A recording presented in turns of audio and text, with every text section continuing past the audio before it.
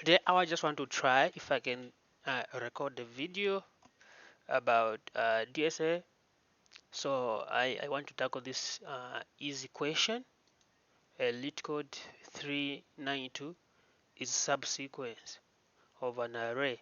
Okay, so given two strings s and t, return true if s is a subsequence of t or false otherwise.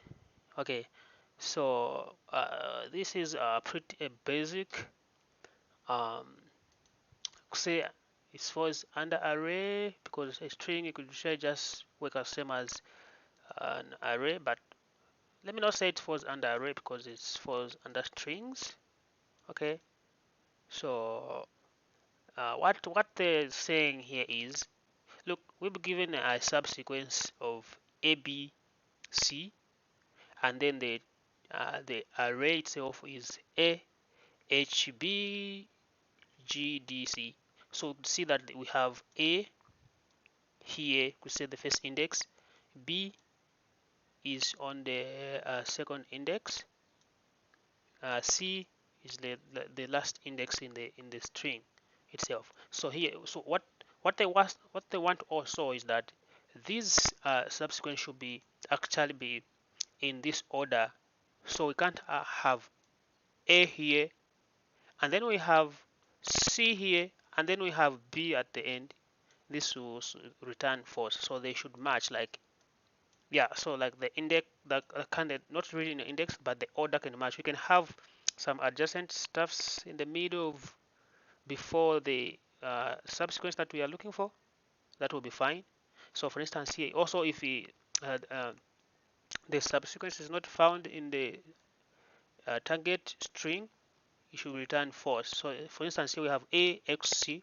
So we have a, then we have h, b, g, d, and then we have c, but we don't have x. So this will not match, so it should return false.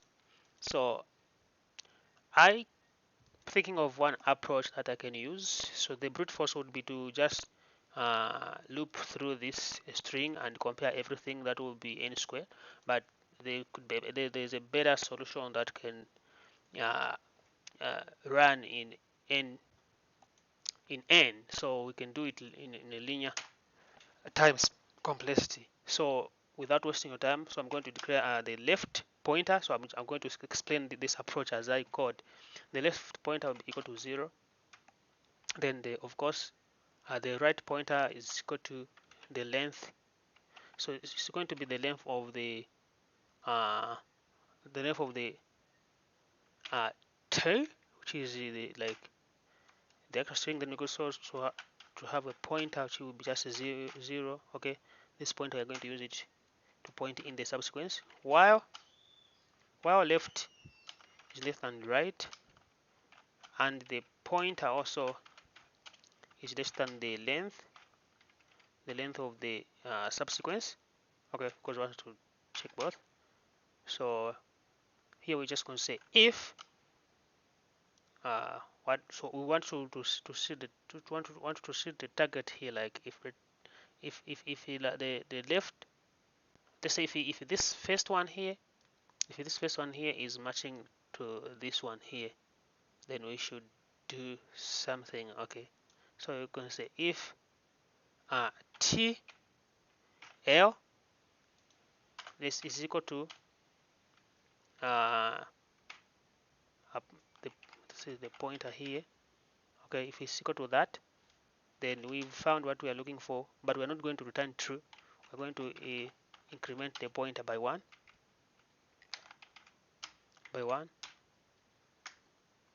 Okay, so we're going to increment the pointer by one. Otherwise we keep moving this. So you're going to check if b is equal to this right here. Okay, that's what we're going to do now. We're going to, like, the pointer is going to increment, so next time we're going to check this. Okay, so yeah, so now we can just increment.